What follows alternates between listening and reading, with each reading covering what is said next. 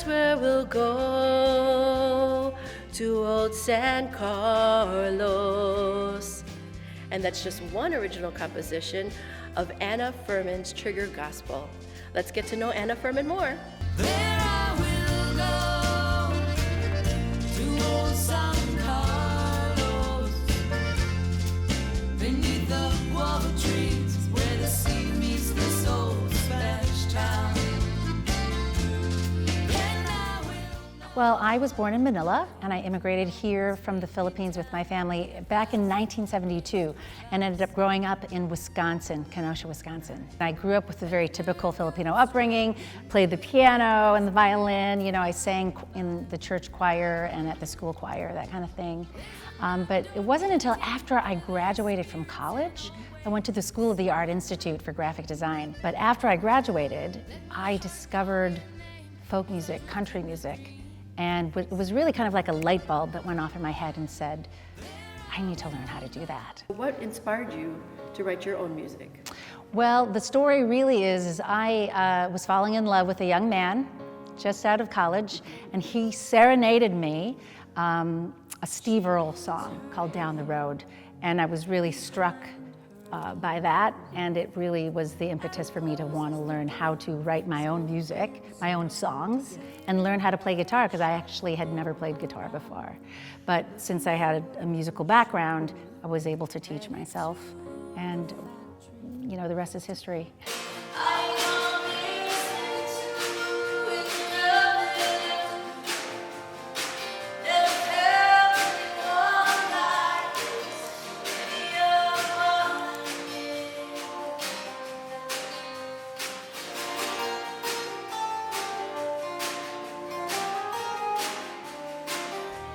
Anna Fermin's Trigger Gospel, named after an Old Western novel, is an all-Americana band based in Chicago. Together for about 20 years, they have toured throughout the U.S. and Europe, sharing the stage with many renowned musicians. That's such a great experience to be able to travel internationally, Yeah. Especially in European countries, in Denmark, Sweden. Now, where did you open for Johnny Cash? We opened for him right here in Chicago at the House of Blues, when it was almost kind of a new venue at the time. So my manager at the time was working at the Cubby Bear, and the former booking person of Cubby Bear went to House of Blues, and he called up my manager and said, hey, Johnny Cash is playing. He doesn't have an opener. Do you think Anna would want to open for Johnny Cash? So we're like, yes. Oh, sure. And I actually got the call from my manager on my birthday. It was crazy. So we did that show, and it was an amazing show because he was really sweet. His whole crew was very accommodating and very kind. They let us watch the whole their show. June and Johnny Cash play backstage. Like, we got to sit backstage while they played. And we, at one point, we were sitting on these flight cases by the soundboard, and one of Johnny's roadies came over and said, oh, I'm sorry, can I get into that flight case? I need to get Johnny's guitar. We were sitting on his guitar. And they were so nice about it. They were so polite, yeah. Not the moonlight on your face, not the magic of the music when it slows down. Holly Rushikoff of The Octopus described Trigger Gospel's music as a spirited sound that intertwines hometown country and rock and roll with a strong melodic pop appeal. Well, don't you remember the heat and the embers and the fire that used to burn inside your pit? Ain't no time to quit. Love is still ahead. You got me, you got me. It's been kind of interesting because the kind of music that I do is not per se mainstream. You know, I'm a country singer, you know, and the music business is infamously a very tough business to break into. And being a woman, you know, that's also a challenge. But I think that, again, what's most important is that you're doing what you love and that you believe in what you're doing. I sing music that means something to me. I write music that's personal. My songs are imbued with my experiences. And so when I tell that story in my songs, I'm telling them about me. Right. You know? Growing up as a Filipino American musician here in the States, what challenges do you find in writing music or trying to put your music out there? Have there been any challenges? Certainly there are personal challenges, but as far as my heritage, or my Filipino-American background, I really haven't found that to be a challenge, because it's really about loving what you do, isn't it? It's like when you love what you do, the rest will come. Yes. And that's what I've always strived to do, and I've been very blessed, to meet wonderful people, to inspire me, to mentor me, and help me along the way. And it's been really just a wonderful experience.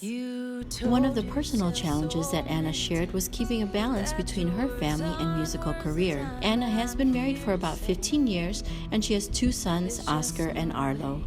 I love my family and I love my music, and so I think that's probably one of the reasons why I took a break for 8 years, because I really wanted to be a good mom. I wanted to be involved. I think as women, as mothers, it's something that we're always going to be challenged. I think that it's important more than anything to have time for yourself, and it's not about being selfish, but it's really about loving and honoring yourself, because when you can do that, you can love and honor everyone and everything around you, and so that's really my personal philosophy is, love yourself, honor yourself, because then you're going to have the tools and the capacity to be able to spread that out into the world and to your relationships, especially with your family.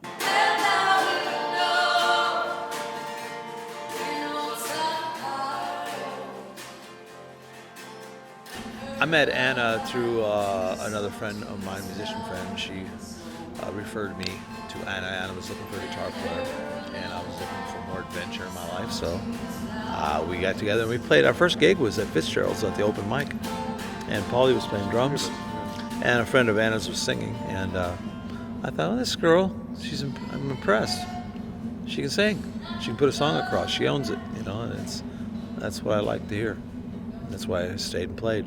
We've been like brother and sister for a lot of that, She's been my landlord. So we've been through a lot together, so it's been great.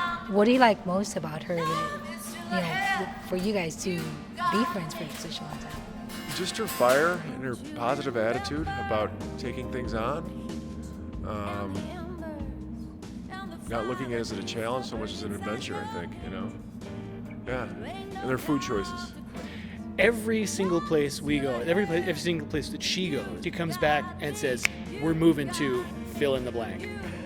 Like New Zealand and Sweden and Philippines and Australia, and it's charming because she takes such great joy in all of the travels and all of her experiences. She just wants to fold everybody in and take all of us with her.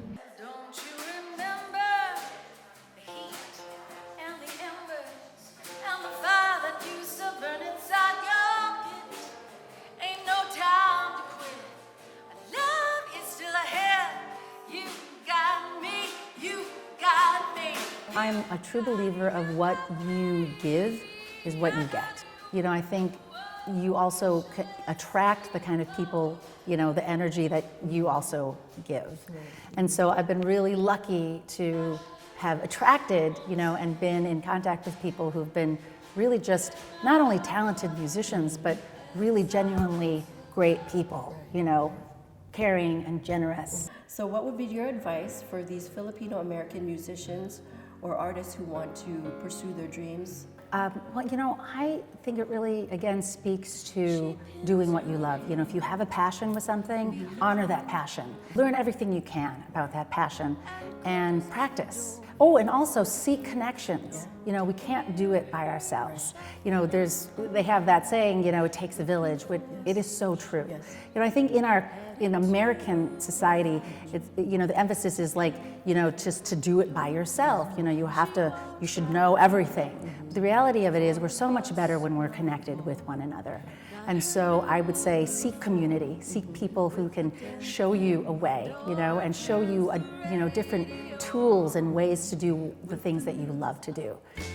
There's one composition that Anna Fermin wrote about her hometown in the Philippines, and it was a lot of fun when she shared that with me.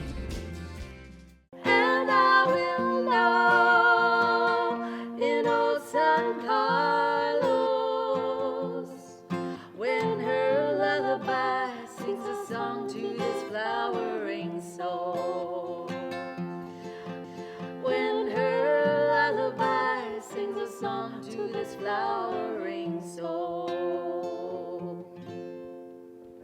This has been Nina Mae Vidal reporting for Fil-Am Now in Chicago.